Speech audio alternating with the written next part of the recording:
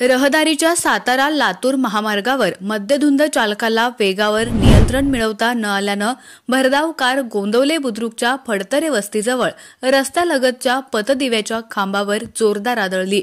ही धडक इतकी भीषण होती की लाईटचा उंच आणि भक्कम असणारा लोखंडी खांब अक्षरशः मधून मोडून पडला। नशीब बलवत्तर म्हणूनच जीवितहानी टळली। विशेष म्हणजे इतका मोठ्या अपघातात कारची चांगलीच मोडतोड होऊनही मद्यधुंद चालकाने मात्र घटनास्थळावरून धूम ठोकली। नेमकं काय घडलं पाहूया सविस्तर। नेहमीप्रमाणे संध्याकाळी महामार्गावर वाहनांची वर्दळ सुरू होती। याच दरम्यान काळ्या रंगाची सफारी कार क्रमांक MH12HV 3465 ही भरधाव वेगाने फडतरे वस्तीजवळच्या वळणावरून निघाली होती। कार चालक मद्यधुंद अवस्थेत असल्यानं रस्त्याचा अंदाज न आल्यानं त्यानं थेट पथदिव्याच्या खांबावरच कार घातली। ही कार जोरानं खांबावर आदळल्यानं हा लोखंडी खांब अक्षरशः मोडून पडला।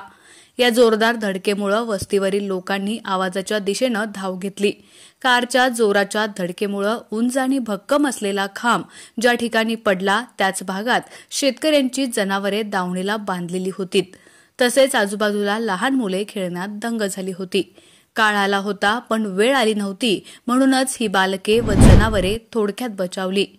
विशेष म्हणजे या धडकेत कारचं मोठं नुकसान झालं।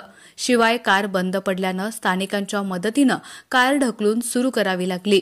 मात्र कार सुरू होताच त्या मद्यधुंद चालकाने घटनास्थळावरून दहिवडीच्या दिशेनं धूम ठोकली।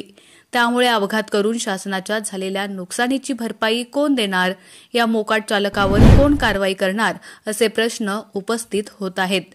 ड्रिंक अँड ड्राईव्हच्या घटना वारंवार घडत असल्यानं पोलिसांनी या चालकाचा शोध घेऊन कारवाई करण्याची आवश्यकता असल्याची चर्चा या निमित्तानं ऐकायला मिळत आहे। आवाज न्यूजसाठी एकनाथ वाघमोडे, दहिवडी।